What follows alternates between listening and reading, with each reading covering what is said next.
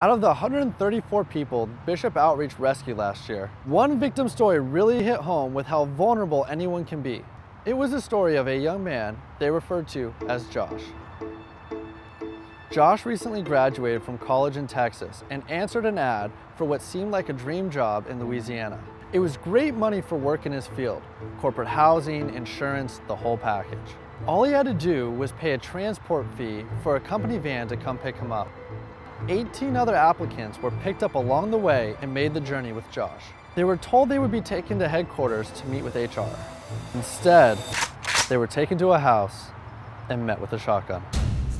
Everyone was taken into separate rooms that all had cameras in them. Josh and the other men and women were stripped naked, beaten, and raped.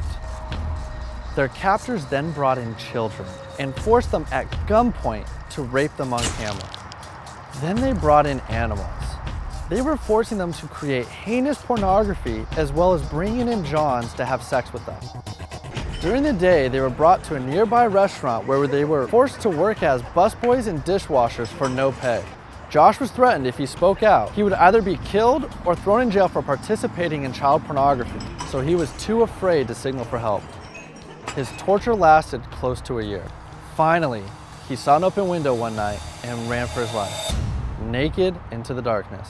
The next day, he was found cowering next to a dumpster behind a church. He was too afraid to call the police, so Bishop Outreach was contacted to help.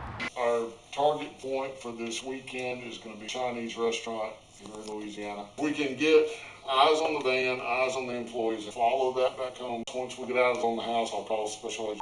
We'll get a team to work with us directly with the FBI. We'll link up. We'll go in, hit them, get them out of there. We spent 3 nights following the van with the victims in it, moving them from the restaurant back to the house. It took us 3 nights in a row because we kept losing them. We are still under surveillance. We are currently tracking suspects. I think they think somebody's tailing them. Oh, This is where we lost him last night. guys, it's gonna get real here, so I gotta cut you off.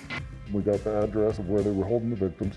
We gave that information to Homeland Security, and then Homeland Security was able to move in and get all those victims out and prosecute and take the restaurants from the perpetrators.